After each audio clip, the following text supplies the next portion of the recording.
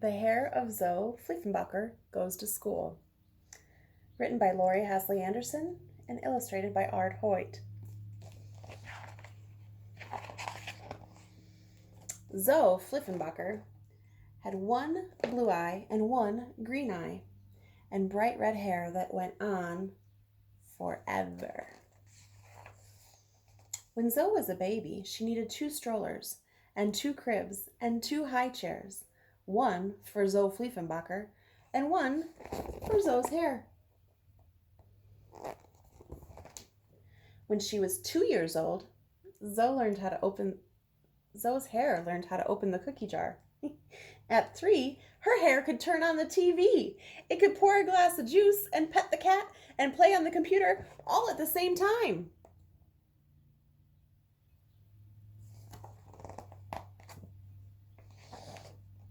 At 4, it learned to fly.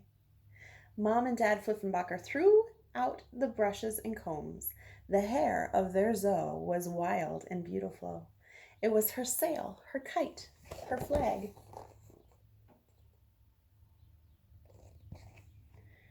Zoe had Miss Broadhog for kindergarten.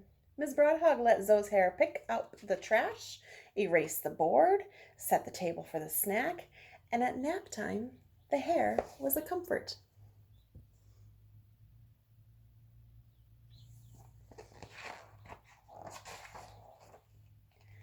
Zoe had Miss Trisk for first grade, and Miss Trisk did not fool around. "School has rules," she said. "No wild hair in my class."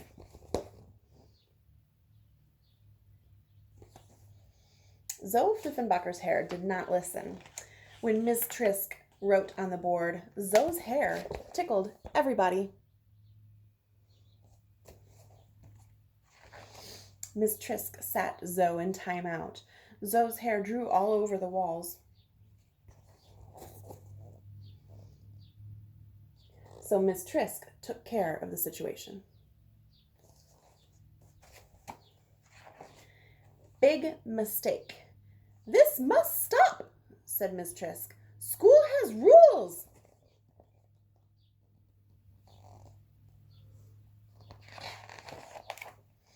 Miss Trisk demanded a meeting with the principal, and Zoe's hair had to wait outside. The grown-ups agreed. School had rules. That hair had to be tamed.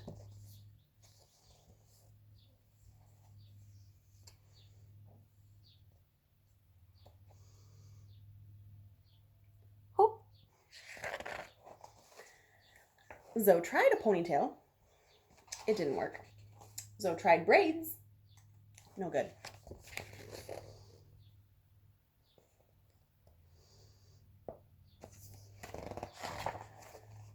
Zoe tried scrunchies and barrettes and clips and headbands and rubber bands and bobby pins and duct tape all at the same time. The class held its breath, and it worked. The hair stayed under control during spelling. A scrunchie broke during math, but the hair didn't move. 2 barrettes slipped out during snack time, but the hair didn't move. "First grade has rules," Miss Trisk reminded the class. And then she smiled. "Look at all of that hair. Whoa." Zoe couldn't smile. It felt like all of the rules in the world were sitting on top of her head. Miss Trisk had started the science lesson. She held up a ball and she said, "This is the sun." She held up another ball and said, "Mercury orbits the sun." She picked up 3 other balls. "This is Venus and Mars, and here is Earth." But then she dropped Earth, and the class giggled. "First grade has rules," she reminded them. "No giggling."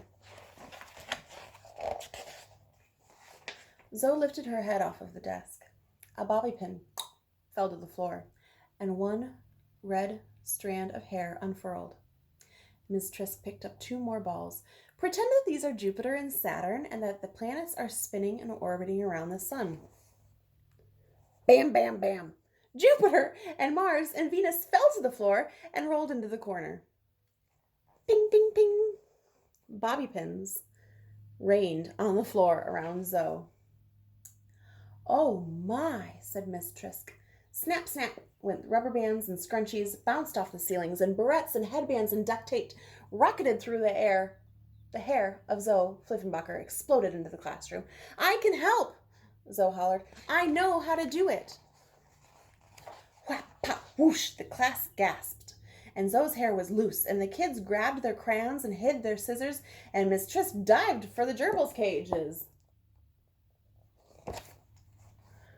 Zoe smoothed her hair and raised her hand. Please, Miss Trisk, I want to help. Can I try? Miss Trisk nodded.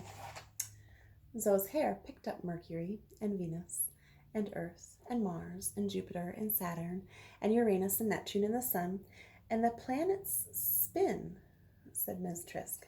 So Zoe's hair spun the planets. And they orbit the sun. Zoe's hair twirled the planets along their paths.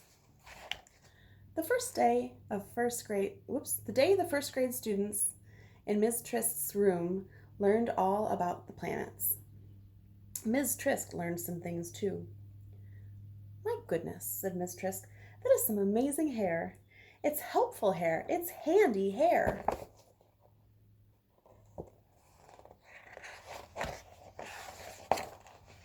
Zoe Fleefenbacher had one blue eye and one green eye, and handy, helpful, amazing hair that found a place in first grade.